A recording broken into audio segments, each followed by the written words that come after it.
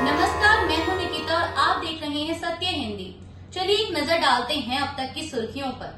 America के राष्ट्रपति Donald Trump ने एक बार फिर रूस के राष्ट्रपति व्लादिमीर पुतिन से नाराजगी जाहिर की है और कहा है कि वो आग से खेल रहे हैं। ट्रंप ने अपने social media platform truth social पर लिखा कि व्लादिमीर पुतिन को ये एहसास नहीं हो रहा कि अगर मैं ना होता तो रूस के साथ बहुत सी बुरी चीजें हो जाती और मेरा मतलब है वाकई बहुत बुरा। वो आग से खेल रहे हैं।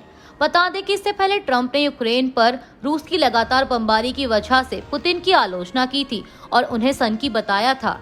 उन्होंने पुतिन को सनकी बताते हुए लिखा था कि वह बेवजह बहुत से लोगों को मार रहे हैं और मैं सिर्फ सैनिकों की बात नहीं कर रहा हूं। बिना किसी कारण के यूक्रेन के शहरों में मिसाइल और ड्रोन दागे जा रहे हैं। स्पेसएक्स के विशालकाय स्टारशिप रॉकेट की ताज़ा टेस्टिंग उड़ान फिर से विफल हो गई है। यह अंतरिक्ष यान अब तक का सबसे बड़ा और शक्तिशाली रॉकेट था। इसे मंगल ग्रह पर कॉलोनी स्थापित करने की एलन मस्क की महत्वाकांक्षाओं के लिए अहम बताया जा रहा था। बीबीसी की एक रिपोर्ट के मुताबिक स्टारशिप की यह 9वीं परीक्षण उड़ान थी। मानव रहित रॉकेट टेक्सास से सफलतापूर्वक लॉन्च हुआ था। लॉन्च की कुछ देर बाद ही कक्षा में कुछ समस्या आ गई और रॉकेट पृथ्वी के वायुमंडल में अपनी योजनाबद्ध वापसी से पहले ही अनियंत्रित हो गया। स्पेसएक्स के बयान के अनुसार अंतरिक्ष यान तेजी से विखंडित हो गया और हिंद महासागर में गिरने से पहले ही टूटकर बिखर गया। एक्स पर एक पोस्ट में कंपनी ने कहा कि इस परीक्षण से उसे स्टारशिप की विश्वसनीयता में सुधार करने में मदद मिलेगी। चीन के पूर्वी शेंडोंग प्रांत में केमिकल प्लांट में भीषण विस्फोट से कम 5 लोगों की मौत हो गई है। इस दुर्घटना में 19 लोग घायल हुए हैं। मंगलवार रात को हुई इस दुर्घटना के बाद 6 लोग लापता बताए जा रहे हैं। सोशल मीडिया पर वायरल फुटेज में घटना स्थल से काले धुएं का गुब्बार उठता दिखाई दे रहा है। स्थानीय प्रशासन के मुताबिक शेंडोंग युदाओ केमिकल फैक्ट्री में राहत और बचाव के लिए 200 से अधिक इमरजेंसी रेस्क्यू वर्कर्स को लगाया गया था। कंपनी की वेबसाइट के अनुसार यहां कीटनाशकों और फार्मास्यूटिकल्स का उत्पादन किया जाता था। हार्वर्ड यूनिवर्सिटी के साथ जारी रस्साकसी के बीच ट्रंप प्रशासन अब इस विश्वविद्यालय को मिलने वाले सरकारी फंड की समीक्षा करने की तैयारी में है। ऐसा कहा जा रहा है कि यूनिवर्सिटी को मिलने वाले फंड या तो बंद कर दिए जाएंगे या इन्हें किसी और संस्थान को दिया जाएगा।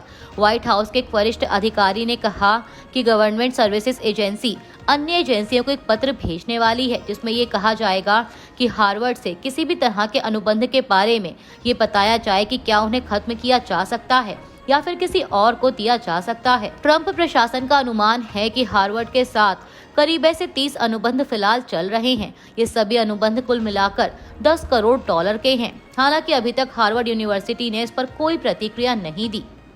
अमेरिका ने विदेशों में अपने दूतावासों को नए स्टूडेंट वीजा आवेदन अस्थायी रूप से रोकने के आदेश दिए हैं। बताया जा रहा है कि अमेरिका अब आवेदकों के सोशल मीडिया की गहन जांच की प्रक्रिया शुरू करने जा रहा है। यह आदेश हार्वर्ड यूनिवर्सिटी को मिलने वाले सरकारी फंड की समीक्षा की तैयारी की खबर के बाद आया। बता दें कि इससे ट्रंप प्रशासन और कुछ अमेरिकी विश्वविद्यालयों के बीच विवाद में एक और मोड़ आ गया है।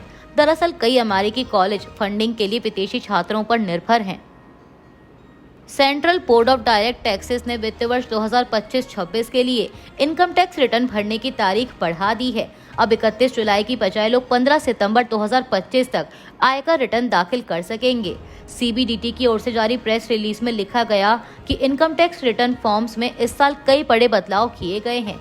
इन्हें लागू करने और आईटीआर यूटिलिटी की प्रणाली को तैयार करने में समय लग रहा है। इसे देखते हुए केंद्रीय प्रत्यक्ष कर बोर्ड ने असेसमेंट ईयर 2025-26 के लिए आईटीआर भरने की आखिरी तारीख बढ़ा दी है। अब 31 जुलाई 2025 की जगह रिटर्न भरने की नई आखिरी तारीख 15 सितंबर 2025 होगी। इस बारे में जल्द ही आधिकारिक सूचना भी जारी की जाएगी। प्रेस विज्ञप्ति में आईटीआर फॉर्म्स को पहले से अधिक आसान और ट्रांसपेरेंट बनाने की बात भी शामिल है। फ्रांस ने मंगलवार को पाकिस्तान से उत्पन्न आतंकवाद के खिलाफ लड़ाई में भारत के साथ अपनी एकजुटता दोहराई और इस बात पर सहमति जताई कि लोकतांत्रिक दुनिया को इस मुद्दे पर एक स्वर में बोलने की जरूरत है। भाजपा नेता रविशंकर प्रसाद ने यूरोपीय राजधानियों की अपनी सर्वदलीय प्रतिनिधि मंडल की यात्रा के पेरिस चरण के समापन पर यह बात कही। 9 सदस्यीय प्रतिनिधि मंडल में फ्रांस की सीनेट में भारत फ्रांस मैत्री समूह के प्रतिनिधि शामिल हुए, जिनका नेतृत्व इसकी उपाध्यक्ष जैकलिन यूस्टेश ब्रिनियो ने किया। साथ ही विदेश मामलों और रक्षा समिति के सदस्य भी फ्रांस की राजधानी में अपनी अंतिम मुलाकात के लिए भव्य लक्समबर्ग पैलेस में शामिल हुए, इससे पहले कि वे रोम और इटली के लिए रवाना हों। रविशंकर प्रसाद ने पत्रकारों से कहा कि इस भव्य भवन में सीनेट के सभी सहयोगियों के पास कहने के लिए केवल एक शब्द है कि हम आतंकवाद के खिलाफ लड़ाई में भारत के साथ हैं। बस्तर के आईजी पुलिस सुंदरराज पी ने कहा है कि सीपीआई माओवादी संगठन आज पूर्णतः विघटन की कगार पर है, जहां ना तो कोई सक्षम नेतृत्व बचा है और ना ही कोई रणनीतिक दिशा। माओवादियों द्वारा जारी विज्ञप्ति पर अपनी प्रतिक्रिया देते हुए सुंदरराज पी ने कहा कि यह एक नेतृत्वहीन और बिखरते हुए संगठन की प्रासंगिकता बनाए रखने की अंतिम कोशिश है।